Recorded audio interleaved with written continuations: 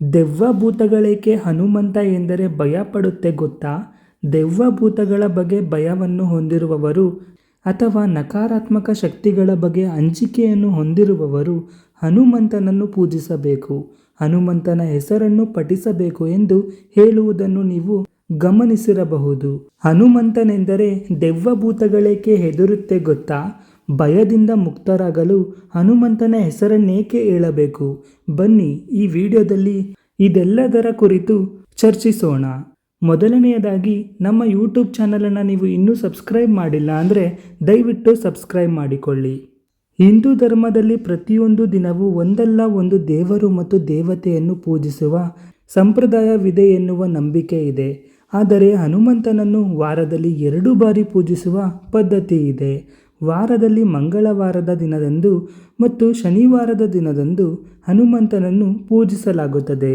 ಹನುಮಂತನು ಶಿವನ ರುದ್ರಾವತಾರಿ ಮತ್ತು ರಾಮನ ಪರಮ ಭಕ್ತನಾಗಿದ್ದಾನೆ. ಈ 2 ದಿನಗಳಲ್ಲಿ ಹನುಮಂತನಿಗೆ ವಿಶೇಷ ಪ್ರಾರ್ಥನೆಯನ್ನು ಸಲ್ಲಿಸಲಾಗುತ್ತದೆ. ಕೆಲವೊಬ್ಬರು ಈ ದಿನ ಉಪವಾಸ ವ್ರತವನ್ನು ಮಾಡುವ ಸಂಪ್ರದಾಯವನ್ನು ಕೂಡ ಹೊಂದಿದ್ದಾರೆ. ಹನುಮಂತನ ಆರಾಧನೆಯು ಭಕ್ತರಿಂದ ನಕಾರಾತ್ಮಕ ಶಕ್ತಿಯನ್ನು ದೂರ ಮಾಡುತ್ತದೆ, ಅವರ ಕಷ್ಟಗಳನ್ನು ಪರಿಹಾರ ಮಾಡುತ್ತದೆ ಎನ್ನುವ ನಂಬಿಕೆ ಇದೆ. ಮಹಾವೀರನಾದ ಹನುಮಂತನ ಹೆಸರನ್ನು ಪಠಿಸಿದರೂ ದೆವ್ವ ಭೂತಗಳು ಹಾಗೂ ಕೆಟ್ಟ ಆತ್ಮಗಳು ಭಯ ಬೀಳುತ್ತವೆ. ಹಾಗಾಗಿ ಯಾರು ಹನುಮಂತನ ಆರಾಧನೆಯನ್ನು ಮಾಡುತ್ತಾರೋ ಅವರು ಎಂದಿಗೂ ದೆವ್ವ ಭೂತಗಳಂತಹ ನಕಾರಾತ್ಮಕ ಶಕ್ತಿಗಳನ್ನು ನೋಡಿದರೆ ಹೆದರುವುದಿಲ್ಲ. ಹನುಮಾನ್ ಚಾಲಿಸಾದಲ್ಲೂ ಇದರ ಬಗ್ಗೆ ಉಲ್ಲೇಖ ಇರುವುದನ್ನು ಗಮನಿಸಬಹುದು. ಹನುಮಂತನು ದೈವಿಕ ಶಕ್ತಿಗಳನ್ನು ಹೊಂದಿರುವ ದೇವರಾಗಿದ್ದಾನೆ. ಹನುಮಂತನು ಶಿವನ ರುದ್ರರೂಪ ಮತ್ತು 11ನೇ ಅವತಾರವಾಗಿದ್ದಾನೆ.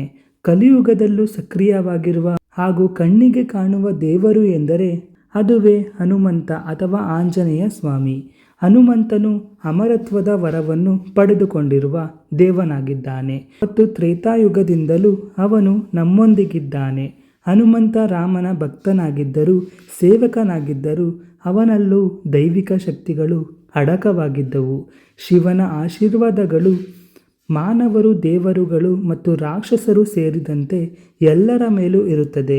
ಶಿವನಲ್ಲಿನ ಎಲ್ಲ ಶಕ್ತಿಯನ್ನು ನಾವು ಹನುಮಂತನಲ್ಲೂ ಕಾಣಬಹುದಾಗಿದೆ.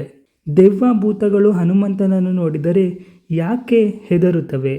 ಈಗಾಗಲೇ ನಾವು ಹೇಳಿರುವಂತೆ ಹನುಮಂತನು ಶಿವನ ಒಂದು ರೂಪವಾಗಿದ್ದಾನೆ. ಎಲ್ಲ ಜೀವಿಗಳು, ದೇವರುಗಳು ಮತ್ತು ರಾಕ್ಷಸರು ಭಗವಾನ್ ಶಿವನನ್ನು ಗೌರವಿಸುವಂತೆಯೇ ಬಜರಂಗಬಲಿಯ ಮೇಲಿನ ಗೌರವದಿಂದ ದೆವ್ವಗಳು ಮತ್ತು ಆತ್ಮಗಳು ಅವನನ್ನು ಪಾಲಿಸುತ್ತವೆ. ಅವನನ್ನು ಗೌರವದಿಂದ ಹಾಗೂ ಭಕ್ತಿಯಿಂದ ಕಾಣುತ್ತದೆ ಮತ್ತು ಹನುಮಾನ್ ಭಕ್ತರಿಂದ ತಮ್ಮ ನಕಾರಾತ್ಮಕ ಶಕ್ತಿಗಳನ್ನು ದೂರವಿಡುತ್ತವೆ. ಶಿವನು ಕೋಪಗೊಳ್ಳುವಂತೆಯೇ ಹನುಮಂತನು ಸಹ ಕೆಲವೊಮ್ಮೆ ಉಗ್ರ ರೂಪವನ್ನು ತಾಳಿದ್ದಾನೆ. ಇದಕ್ಕಾಗಿಯೇ ದೆವ್ವಗಳು ಮತ್ತು ಆತ್ಮಗಳು ಅವನನ್ನು ನೋಡಿದರೆ ಭಯಪಡುತ್ತದೆ. ಪೌರಾಣಿಕ ನಂಬಿಕೆಯ ಪ್ರಕಾರ ದೆವ್ವ ಭೂತಗಳು ಹನುಮಂತನಿಗೆ ಹೆದರುವುದೇಕೆ? ಪೌರಾಣಿಕ ನಂಬಿಕೆಯ ಪ್ರಕಾರ ಹನುಮಂತನಿಗೆ ದೇವರು ಮತ್ತು ದೇವತೆಗಳು ಅಸಾಧಾರಣ ಶಕ್ತಿಯನ್ನು ನೀಡಿದ್ದಾರೆ. ಹಾಗಾಗಿ ದೆವ್ವಗಳಿಗೆ ಮತ್ತು ಭೂತಗಳಿಗೆ ಹನುಮಂತನನ್ನು ಮುಟ್ಟಲು ಕೂಡ ಸಾಧ್ಯವಿಲ್ಲ. ಆದ್ದರಿಂದ ದೆವ್ವ ಭೂತಗಳ ಪ್ರಭಾವಕ್ಕೆ ಒಳಗಾದ ವ್ಯಕ್ತಿ ಅಥವಾ ದೆವ್ವಭೂತ ಸೇರಿದಂತೆ ಇನ್ನಿತರ ನಕಾರಾತ್ಮಕ ಶಕ್ತಿಗಳ ಬಗ್ಗೆ ಭಯವನ್ನು ಹೊಂದಿರುವ ವ್ಯಕ್ತಿ ಹನುಮಂತನ ನಾಮವನ್ನು ಸ್ಮರಿಸುತ್ತಾರೆ, ಹನುಮಂತನನ್ನು ಪೂಜಿಸುತ್ತಾರೆ.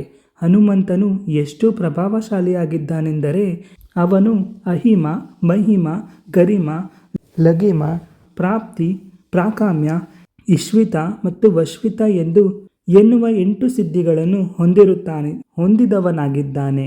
ದೆವ್ವಗಳನ್ನು ಅಜ್ಞಾನ ಮತ್ತು ನಕಾರಾತ್ಮಕತೆಯ ಸಂಕೇತಗಳೆಂದು ಪರಿಗಣಿಸಲಾಗುತ್ತದೆ.